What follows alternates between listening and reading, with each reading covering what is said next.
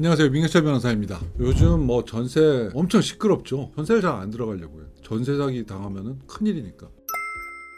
우리나라처럼 부동산의 비중이 자기 총 재산에서 가지고 있는 비중이 높은 나라가 없다고들 해요. 집을 하나 갖고 있어도 마찬가지고 집이 없어도 마찬가지. 집 있는 사람은 집 있는 거 달랑 한 채인 게 제 나이 또래 사람들이 대부분이 다 그래요. 저도 비슷하고. 그 집 하나 갖고 마련하고 나면 모든 전 재산이 다 들어가 있거든. 집이 없는 상황에서도 마찬가지예요. 전세금이 거의 다거든. 근데 이거 사기당하면 어떡하겠어요? 그러니까 얼마나 무서워요. 게다가 지금 전세에 대한 보호 기간이 길어지니까 집주인 입장에서 전세를 주는 게 겁나는 거예요. 2년 한 번 주고 한 번 갱신하면 4년이고 한 번 전세 주면은 이걸 팔지도 못하는 상황이 발생할까 봐 집주인 입장에서는 전세를 안 주려고 하고, 그나마 전세가 나온 거는 세입자들이 전세가 겁나고. 그래서 원래 전세 사기라는 말은 옛날엔 별로 없었던 말이에요. 계속 집값이 올라갔으니까. 근데 지금은 지역마다 다 다르잖아요. 집값이 올라가는 지역은 올라가고 떨어지는 지역은 떨어지고. 진짜 전세라는 제도가 굉장히 어떻게 보면 우리나라에서 독특하면서도 유용한 제도였는데 완전히 사라질 위기에 처한 것 같아요.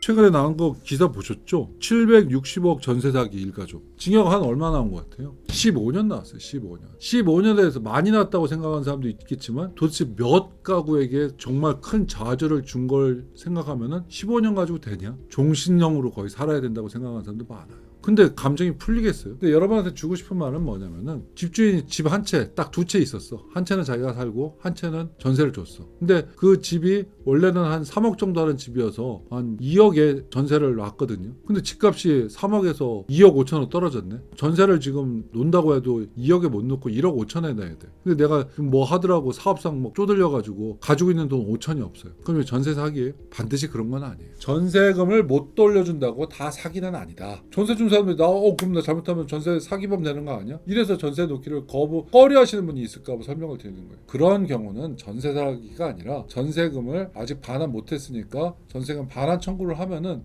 전세금에 이자를 더해서 주면 되는 거예요. 전세를 못 내면 팔아서라도 줘야 될 거 아니에요. 경매 당할 수밖에 없는 거고. 경매 당하면은 2억 원에도 못 팔고 잘못하면 1억 5천 1억 해야 되니까 더 손해잖아요. 그거는 민사적인 이슈지 일반적인 가구에서 집값이 떨어져서 전세금 반환이 일시적으로 어렵다고 해서 그걸 다 전세 사기라고 하지는 않는다. 이걸 여러분한테 설명을 드려야지. 잘못하면 우리나라 큰일 나겠어요. 나 이러다 전세 세입자 집값 떨어져서 사기범 되는 거 아니야? 이 세입자들은 전세 들어가면 떼일까봐 안 놓고. 내가 갖고 있는 한 채가 났는데 그 전세금 가지고 그럼 써야지. 그럼 돌려주려고 다 보관하고 있어야 돼요. 수채에 걸쳐서 갭 투자를 한 사실이 확인이 되고 나머지 돈이 하나도 없는 것들이 확인이 되고, 그리고 집값이 떨어지거나 갑자기 세입자들이 다 나간다고 했을 때 돌려주려는 마땅한 대책이 하나도 없었던 상황이 입증이 돼야 전세 사기가 되는 거거든요.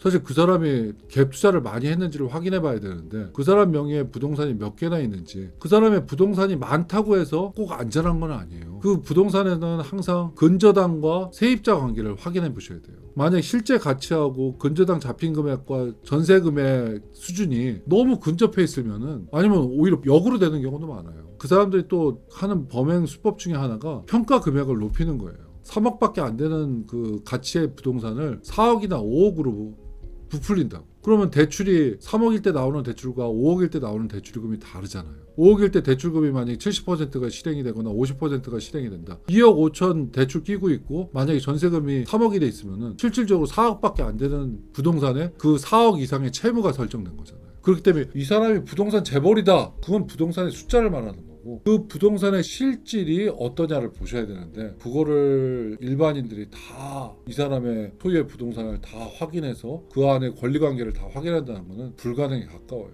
그래서 형태 자체가 너무 많은 세입자를 끼고 있는 주택 같은 경우에는 꼼꼼히 한번 살펴보셔야 돼요. 실질 가치가 과연 있는가, 부동산 집주인의 신원이 분명한가, 같은 건물 안에 살고 있다고 하면 그나마 좀 약간 연락하기라도 좋잖아요. 그래서 최근 들어 이제 원룸형 전세들이 많이 있잖아요.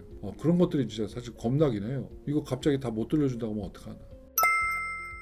전세 사기를 당한 것 같다. 임차권 등기 명령을 신청하는 게 필요해요. 임차권 등기 명령을 하면은 그래야 소송을 진행하지 않습니까? 그러면은 이제 제대로 된 집주인이라면은 그러면 소송을 진행하면은 소송 촉진에 관한 법률에 의해서 지연이자가 이제 붙기 시작해요. 근데 제대로 된 집주인은 그 지연이자가 무섭거든. 은행 이자보다 훨씬 비싸거든. 그렇기 때문에 통상적으로 그렇게 소를 제기하면은 제대로 된 사람이라면은 빨리 돈을 줘버려요. 근데 그것조차 안 준다. 그럼 이제 사실상 이제 위기감이 증폭되는 거예요. 그렇지만 아까도 얘기했지 않습니까? 일시적으로 전 돈을 못 돌려줄 수 있는 상황은 있을 수 있어요. 하지만 그걸 다 전세 사기라고 하진 않아요.